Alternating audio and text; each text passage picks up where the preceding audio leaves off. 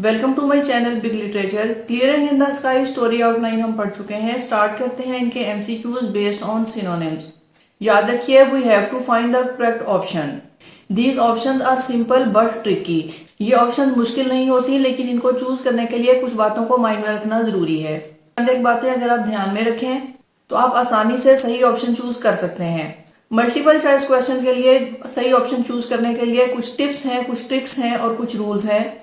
सबसे पहले ये चीज याद रखिए कि जब करेक्ट सिनोनिम्स को आप चूज करेंगे you have to keep in mind the text of the lesson, text of the story, because we need to choose contextual meaning.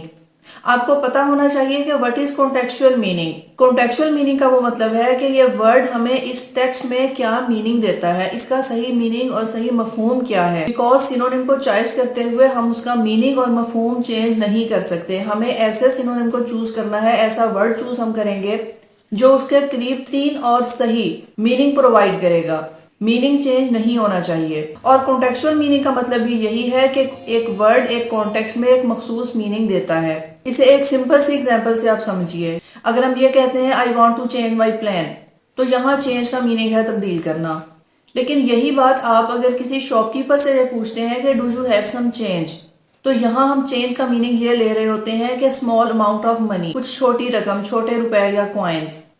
इसी तरह अगर टीचर अपने स्टूडेंट्स के लिए ये कहता है कि my students are getting serious in their studies, it mean के स्टूडेंट्स अपनी स्टडीज में इंटरेस्ट ले रहे हैं और शौक से स्टडीज को जारी रखे हुए हैं। But the same thing if a doctor said about his patient, अगर ये यही बात एक डॉक्टर अपने पेशेंट के लिए कहे कि पेशेंट इज गेटिंग सीरियस, तो इट मीन के पेशेंट की कंडीशन वर्स हो रही है, खराब हो रही है। The word is same but meaning is change in different context. इसका ये मतलब नहीं कि वर्ड्स खुद का अपना मीनिंग नहीं रखते, अल्फाज का अपना मीनिंग है, बट डिफरेंट कॉन्टेक्स्ट में सेम वर्ड डिफरेंट मीनिंग दे सकते हैं। ये फ्रीक्वेंटली यूज किए जाते हैं, हम खुद भी यूज करते हैं। तो यहाँ इनफैक्ट हमारी अंडरस्टैंडिंग को चेक किया जाता है कि क्या हम इस कॉन्टेक्स्ट को समझते हैं, इस वर्ड का हम सही मीनिंग और मफहूम जो कि इस टेक्स्ट में है, जो कि इस कॉन्टेक्चुअल मीनिंग को हम सही तरह से समझते हैं। और अगर हमें ये वर्ड दूसरे किसी वर्ड से रिप्लेस करना हो तो हम इस तरह से रिप्लेस कर सकें कि इसके मीनिंग और टेक्स्ट की सेंस में कोई फर्क ना आए। इस बात को भी ध्यान में रखिए कि 4 options are given, 4 to 5 options दी जाती हैं। इन 4 ऑप्शंस में से एक ऑप्शन तो डेफिनेटली करेक्ट होगी, सही हो सकती है, और एक और ऑप्शन ऐसी भी दी जाती है जो हमें कंफ्यूज कर सकती है, जिसमें आमतौर पर हम कंफ्यूज होते हैं। जबकि एक से या 2 ऑप्शन बिल्कुल गलत होती हैं, उसका कोई मैच नहीं होता। लेकिन समटाइम मीनिंग जानने के बावजूद भी हम सही ऑप्शन चूज करने में कंफ्यूज हो सकते हैं। तो यहाँ इस बात को याद रखिए, कॉन्टेक्स्ट का मीनिंग अंडरस्टैंड कीजिए और ऐसा वर्ड चूज कीजिए जो कि उसके करीब तरीन सही मीनिंग को बयान करता हो। आइए स्टार्ट करते हैं। देखिए question number 1, he began to climb the second bluff. Underline word is bulb.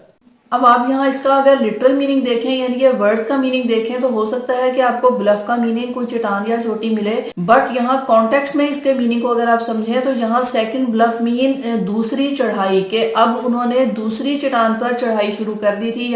Options are given rock, illusion, height, rim. Rock mean चट्टान, ये इल्यूजन एक ख्याल, हाइट बुलंदी, एंड रिम कहा जाता है एक सर्कल, एक दायरा। जो ऑप्शन जो हमें यहाँ कंफ्यूज करेंगी वो रॉक और हाइट की हो सकती हैं, लेकिन कॉन्टेक्चुअल मीनिंग में ये सही ऑप्शन होगी हाइट, के अब वो दूसरी चढ़ाई की जानिब चढ़ने लगे थे। Correct option is option C, height. Number 2, the path was too steep for my feet to hold unless I braced myself. The path was too steep for my feet, के ये रास्ता इस कदर अमूदी था। स्टीप का मतलब होता है तिरछा और अमूदी, के ये रास्ता इस कदर अमूदी रास्ता था for my feet to hold, के मैं अपने कदम नहीं जमा सकता था। Unless I braced myself, जब तक मैंने खुद को सहारा नहीं दिया। Look at the options, hold, pulled, supported, beat. अगर हम ब्रेस्ट की प्लेस पे रख के देखें unless I hold myself, लेकिन अगर हम इसे ब्रेस्ट की प्लेस पे पुट करके देखेंगे unless I hold my self, तो अपने आप को खुद को होल्ड उन्होंने नहीं किया था। पुल्ड माई सेल्फ देखें, पुल नहीं किया था। स्पोर्टेड माई सेल्फ ये ठीक है, and beat myself, beat भी नहीं किया था। Correct option is option C, unless I sported myself. Look at this jest, jest ये देखो, ही ब्रैग। ब्रैग का मतलब है to talk about something to proudly, के बहुत ही प्राउडली किसी चीज के बारे में बात करना, जिसे उर्दू में हम कहते हैं कि शोखी से या शेखी बगारना।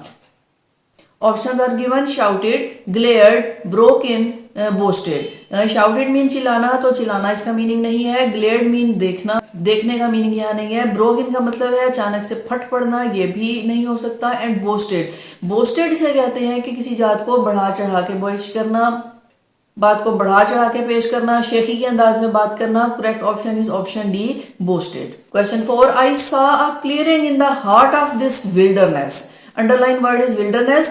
आई सॉ क्लियरिंग, कि मैंने एक साफ की गई जगह देखी। इन द हार्ट, यहाँ हार्ट से मुराद है सेंटर, सेंटर में of this wilderness. Wilderness mean जंगली और बैरन, बैरन चीज को, वीरान और बंजर जगह को विल्डरनेस कहा जाता है। There are options are given, meadow, valley, forest, uncultivated land. Meadow mean चरागा, वैली है वादी, फॉरेस्ट जंगल, और अनकल्टिवेटेड लैंड चूंकि विल्डरनेस कहा गया है, और विल्डरनेस एक ऐसी जमीन को कहा जाता है जो कि बैरन है, वीरान है, तो डेफिनेटली ये कल्टिवेटेड नहीं है, इसे कास्ट नहीं किया गया। बट विल्डरनेस की सही सेंस देता है uncultivated land. Option D is the correct option, uncultivated land. Number 5, my curiosity was अरोज्ड।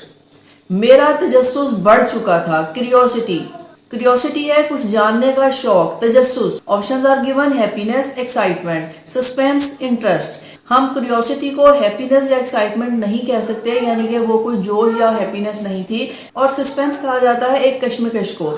Suspense भी हमें क्यूरियोसिटी का मीनिंग नहीं देता। एंड इंटरेस्ट मीन दिलचस्पी। क्यूरियोसिटी को हम रिप्लेस कर सकते हैं इंटरेस्ट से, कि मेरा तजस्सुस बढ़ रहा था मीन के मेरा शौक बढ़ रहा था। Option D is the correct option, interest. Number 6, I do not see a weed in this patch.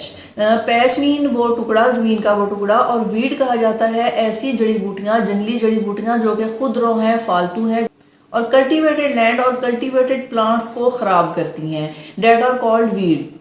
Option are here, wicker, grass, twig, unwanted plants. Wicker भी एक किस्म की लकड़ी है, ग्रास मीन घास, ट्विग भी नहीं हो सकता, अनवांटेड प्लांट। वीड का जो सही मीनिंग और जो हमें सेंस देता है वो है अनवांटेड प्लांट्स, या जिनकी जरूरत नहीं है, जो फालतू हैं। Correct option is option D, unwanted plant.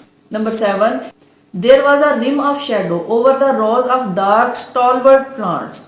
ये जब पहाड़ की चोटी पर पहुंच जाते हैं और वहां उस पैच को देखते हैं, तो उस जगह ये लाइन बताई गई है, जैस की बोली गई लाइन है कि यहाँ एक रिम ऑफ शेडो था जहाँ पे स्टॉलवर्ट प्लांट्स थे। Draws of dark, dark mean बहुत गहरे कलर के, चूंकि ये प्लांट्स बहुत ही हेल्दी थे, बहुत सेहतमंद थे और बहुत मजबूत थे। तो आइए ऑप्शन देखिए, tall, short, newborn, strong. Tall, stalwart plants tall नहीं है, शॉर्ट नहीं है, न्यू बॉर्न भी नहीं है, but these plants are strong plants. Rows of dark stalwart plants का मतलब ये है कि बहुत ही गहरे और बहुत ही सेहतमंद, बहुत स्ट्रॉन्ग और बहुत ही healthy. Correct option is option D, strong. I followed him down the path that wound this way and that. ये इस लेसन की एंड से लास्ट में एक लाइन है जब वो वापसी का रास्ता इख्तियार करते हैं और जैस अपने फादर के पीछे चलता है, कैसे रास्ते पर, जो इधर से उधर गोल गोल घूमते हुए जाता है। Underline word is wound. यहाँ याद रखें, the same word same spelling, VOUND, wound. हम यही वर्ड जख्म के लिए यूज करते हैं कि किसी टाइप की injury, but here this word is second form of wind. यहाँ इस वूंड का मतलब है बल खाना, गोल गोल घूमना। आइए ऑप्शन देखिए, ascended, descended, raised, curved. Ascended mean चढ़ाई, डिसेंडेड मीन नीचे उतरना, रेज्ड भी ऊपर उठने को कहा जाता है, उठना नहीं बल्कि उठाने को कहा जाता है, रेज्ड। एंड कर्व्ड, कर्व्ड वो है कि जो सीधा ना हो बल्कि बल खाता हुआ हो। तो यहाँ वुड रिप्लेस किया जाता है वर्ड कर्व्ड से। Option D is the correct option, curved. Number 9, just lost his प्लफ in a furrow. जब वो 6 साल का था तो एक लकड़ी का हल जो उसके फादर ने बना कर दिया था एक नदी में खो गया था। आइए ऑप्शन देखें, बैरो, हॉलो, स्ट्रीम, फील्ड। बैरो नहीं है, हॉलो नहीं है, फील्ड नहीं है, बट फ्यूरो का मतलब है स्ट्रीम। ये फ्यूरो मीन वो नदी नाले जो के पहाड़ों में है, तो correct option is option C, stream. Number 10, then why take the steep one, I asked. जब वो पहाड़ पर ऊपर की जानिब जा रहे हैं, चढ़ाई कर रहे हैं, तो वहां कुछ दूसरे रास्ते भी हैं जो कि कदरे आसान हैं लेकिन तवील हैं, गोल गोल घूमते हुए जाते हैं। तो जैस अपने फादर से पूछता है कि what are they doing here, कि आखिर ये रास्ते यहाँ क्या कर रहे हैं जब दूसरे रास्ते मौजूद हैं। तो why do you take this steep one, उन्होंने इतने तिरछे, अमूदी और मुश्किल रास्ते का इंतखाब क्यों किया। स्टीप जैसा कि ये पहले भी आ चुका है, स्टीप मीन अमूदी और तिरछा। Options are here, straight, long, vertical, curve. Straight mean सीधा, लॉन्ग लंबा, वर्टिकल अमूदी, कर्व मीन बल खाता हुआ। Correct option is option C vertical. Vertical mean अमूदी। मैथमेटिक्स में या ग्राफ जब आप बनाते हैं हॉरिजेंटल और वर्टिकल आप पढ़ते ही होंगे। अगर आपने पढ़ रखा है तो आप वर्टिकल को बहुत अच्छा सा समझते होंगे। हॉरिजेंटल और वर्टिकल, जो कि जमीन के लेवल पर सीधा है डेट इज कॉल्ड हॉरिजेंटल, और जो कि अमूदी खड़ा है डेट इज कॉल्ड वर्टिकल। तो स्टीप ऐसा रास्ता होता है जो कि वर्टिकल शेप में है, अमूदी है। अब कुछ ऐसे क्वेश्चंस की तरफ मूव करते हैं जहां हमें सिनोनिम चूज नहीं करना, but these are based on comprehension based. ये क्वेश्चंस को कॉम्प्रीहेंशन बेस्ड कहा जाता है। कॉम्प्रीहेंशन को हमें ध्यान में रखना है। ये हमारी अंडरस्टैंडिंग के साथ साथ हमारी मेमोरी का इम्तिहान भी है, यानी कि आपकी याददाश्त का इम्तिहान भी है। स्टोरी को पढ़ते हुए बहुत छोटी चीजें जो हमें ध्यान में रखती हैं, उनमें से कुछ को आइए देखते हैं। आइए स्टार्ट करते हैं। Number 1, there were 2 dash in the road and I could not drive my car. ये जेस जब अपने फादर के पास आया था और अपनी मॉम के लिए अ बास्केट ऑफ डिशेस भी लेकर आता है, तो वहां उसने बताया था कि वो पैदल चलकर वहां आया था। पैदल इसलिए चला था कि वो अपनी कार ड्राइव नहीं कर सकता था, क्योंकि रास्ते में there were 2 dash in the road. अब रोड पर 2 ऐसी क्या चीजें थी कि वो ड्राइव नहीं कर सका था। Number 1, bluffs, slips, cliffs, barrels. Bluffs हो सकती हैं, स्लिप्स भी हो सकती हैं, क्लिफ्स भी हो सकती हैं, और बैरल्स नहीं थी बहरहाल। लेकिन बात फिर वही है कि हमें अंडरस्टैंडिंग के साथ साथ मेमोरी को भी टेस्ट करना है। तो लेसन को जब आप रिकॉल करेंगे तो आपको याद आएगा there were 2 slips in the road, कि रोड पर 2 स्लिप्स थी जिसकी वजह से वो ड्राइव नहीं कर सका था। और वो ये भी कहता है कि उसके फादर जब उसे साथ चलने के लिए कहते हैं तो वो नहीं जाना चाहता था। एक तो वो गर्मी की वजह से नहीं जाना चाहता था because temperature was too hot, secondly वो ऑलरेडी वहां चढ़ाई चढ़ते हुए पैदल वहां आया था। नेक्स्ट देखिए, when he made up his mind to do a thing, he would do it if he had to dash। ये बात भी जैसे अपने फादर के लिए बोली है कि जब वो कुछ करने का इरादा कर लेते थे, he made up his mind to do a thing, कुछ भी करने का इरादा कर लेते, he would do it, तो वो इसे करते if he had to dash, अगरचे उन्हें कैसे करना होता, creep, crawl, stumble, fly। Creep कहा जाता है आहिस्ता और धीरे धीरे चलने को, क्रॉल का मतलब है रेंगना, स्टम्बल मीन लड़खड़ाना, और फ्लाई है उड़ना।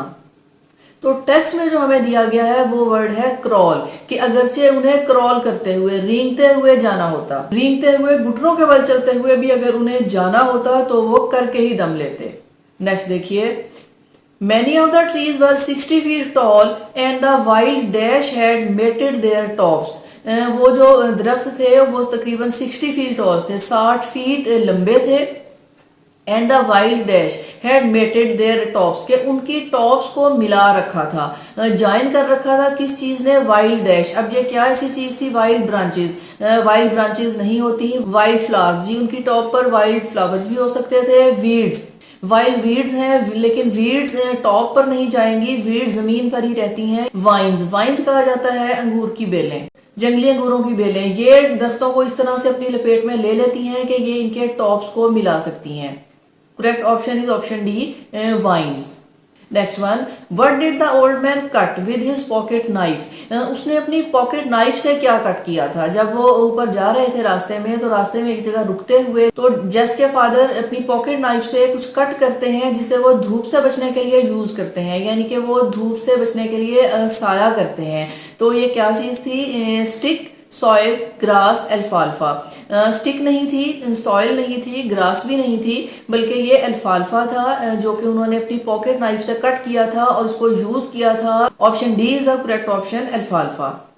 Number 5, what cross the path of Jess and his father. तो एक क्या चीज थी जो उनके रास्ते से उनके सामने क्रॉस करती हुई गुजरी थी और उन्हें कुछ याद आया था। देखिए, काऊ, कैट, गोट, स्किरल। जी, ये कोई काली बिल्ली नहीं थी जो उनका रास्ता काट गई थी, बल्कि ये एक स्किरल थी, एक गुलहरी। ये उनके रास्ते उनके सामने से गुजरी थी, तो यहाँ उसके फादर को याद आया था कि बहुत सी स्किरल्स और फॉक्स स्किरल्स का वो शिकार किया करते थे। यहाँ ये बात भी आप याद रखिए कि जेस और जेस के फादर क्या शिकार करते थे, वो स्किरल्स का शिकार किया करते थे। यहाँ से जेस के फादर की पुरानी यादें ताज़ा होती हैं और वो इनका जिक्र करते हैं। नेक्स्ट देखिए, What did the dog hunt in the clearing in the sky। जी, ये भी याद रखिए कि डॉग्स क्या हंट करते थे। जेस और जेस के फादर हंट किया करते थे स्किरल्स, और डॉग क्या हंट किया करते थे। ऑप्शन देखिए, स्किरल, डियर, स्वान, रैबिट। तो यहाँ आपको ये बात याद रखें कि डॉग्स जो हंट किया करते थे they were rabbits. Option D is the correct option, rabbit. Number 7, which trees were growing on the top of the mountain, mountain tops पर कौन से ट्रीज थे। अब ये वही ट्रीज थे जो कि 60 फीट टॉल थे। Option A apple tree, oak tree, pine tree, gum tree. On the top of the mountain जिन ट्रीज का जिक्र किया गया है जो कि 60 फीट टॉल थे, दे वर पाइन ट्रीज, ये पाइन ट्रीज थे। Option C is the correct option, pine tree. Number 8, what is the age of man according to the good book. अब ये गुड बुक का रेफरेंस दिया गया है Bible की तरफ।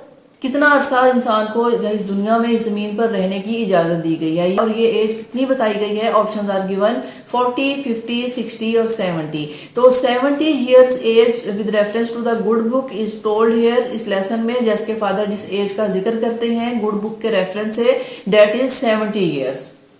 Number 9, what was the colour of Jess father's eyes. ये question past papers में आ चुका है कि जेस के फादर्स की आंखों का रंग क्या था। Blue, green, yellow, pale blue.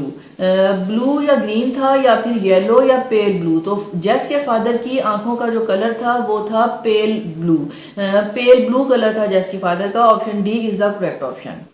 Number 10, what type of special tree was found by the old man. जैस याद करता है कि जब एक बार उसके फादर ने एक अनोखी किस्म का दरख्त दरियाफ्त किया था अपने इस फार्म पे, जो कि इस एरिया में इस किस्म का कोई और दरख्त वहां नहीं था। तो ये कौन सा ट्री था? Apple tree, coffee tree, peach tree या चेरी ट्री। तो ये ट्री था कॉफी ट्री। ऐसा कोई दरख्त पूरे एरिया में दूसरा कहीं नहीं था। Correct option is option B, coffee tree. I hope these MCQs will help you. अगर ये एमसीक्यूज आपकी समझ में आए और आपको अच्छे लगे तो लाइक जरूर कीजिएगा। See you in the next video with next lesson.